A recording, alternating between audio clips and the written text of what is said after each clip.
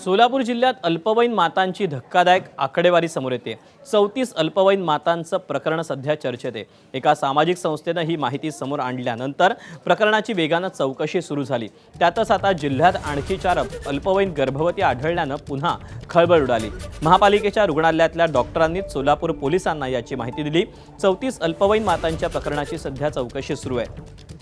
त्यासाठी महापालिकेकडून 4 सदस्यांची 7 पथकं स्थापन करण्यात आली।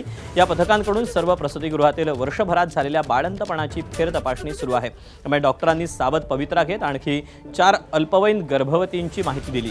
दुसरीकडे 24 आणि 25 एप्रिलला होणारे 2 बालविवाह रोखण्यात प्रशासनाला यश आलं। सोलापुरातल्या बाळे परिसरात 13 वर्षीय मुलीचं साखरपुड्यात लग्न लावण्याचा प्रयत्न सुरू होता, तो रोखण्यात आला। तर पंढरपुरात अल्पवयीन मुलीचं लग्न होणार असल्याची माहिती प्रशासनाला मिळाली होती। त्यांनी तात्काळ कुटुंबाला सांगून हा विवाह रोखला।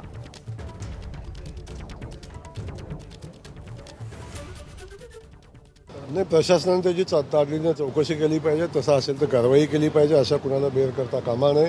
त्याची चौकशी करण्याच्या सूचना या निमित्तानं मी देईन आणि अशा घटना घडू नयेत भविष्यामध्ये याची काळजी घेतली जाईल। अशी कुणीही माहिती लपवली, अशा पद्धतीचं कृत्य कुणीही केलं तर त्याच्यावर कारवाई केली जाईल। एबीपी माझा, उघडा डोळे बघा नीट।